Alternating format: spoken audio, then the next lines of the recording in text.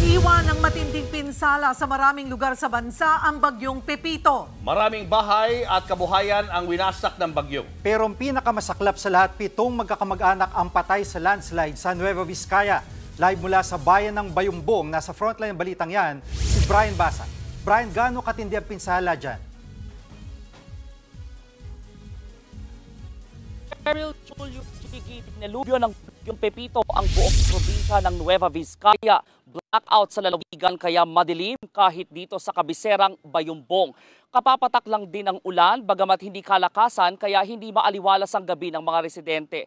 At hindi lang estruktura ang winasak ng bagyo tulad ng inyong nabanggit, maging buhay ng tao binawi ng super typhoon. Ganito ang eksenang nadatnan namin sa barangay Masok sa bayan ng Bayumbong pagkatapos daanan ng bagyong Pepito. Nagkalat ang mga bumagsak na puno, ang ilang poste ng kuryente halos mabuwal. May mga kawad din ng kuryenteng nakalaylay dahil sa pangambang ito ay mga live wire. Dahan-dahang binaybay ng aming team ang kalsada. Dito naming inabutang nag-aayos ng bahay ang mga residente. Bayanihan na lang daw silang magkakapit-bahay. Pinakaproblemado si Mang Gilbert na hindi malaman kung paanong pagtatagni-tagniin ang natira nilang bahay. Wala na ang kanilang bubong, butas pati ang dingding ng kanilang palikuran. Kahit zero lang to, okay na po yan. Yung kanpo, gamit ng mga bata, nabasa kasi po lahat. Dito naman sa sitio Hukhukyong sa bayan ng Ambagyo, mas matinding trahedya ang iniwan ng bagyong Pepito. 7 magkakaanak ang nalibing ng buhay dahil sa pagguho ng lupa sa kasagsagan ng bagyo. Kasama sa mga nasawi ang 8 taong gulang na bata. 3 pang kaanak din nila ang sugatan.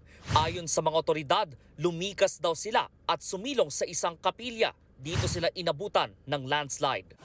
Yung pinuntahan nga nila ay hindi yon yung designated evacuation center. So, yung pinuntahan, sir? Yes po. So, we encourage na sa mga susunod na undertakings natin at sa lahat ng undertakings natin, we only go to the designated evacuation centers. Nakuha na ang mga labi ng 7 nasawi habang nagpapagaling naman sa ospital ang mga nakaligtas. Sinisikap ngayon ng lokal na pamahalaan na maabutan ng tulong ang mga kababayan nating nasa lanta. Puspusan din ang paglilinis sa mga kalsada pero aminado silang simula pa lang ito ng mahaba nilang pagbangon.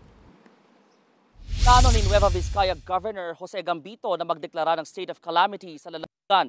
Kinakaya pa rin ng kanilang pondo ang pagtulong sa mga nasalanta pero sa hindi na pinsala ng bagyong Pepito, hindi nila alam kung hanggang saan maaabot.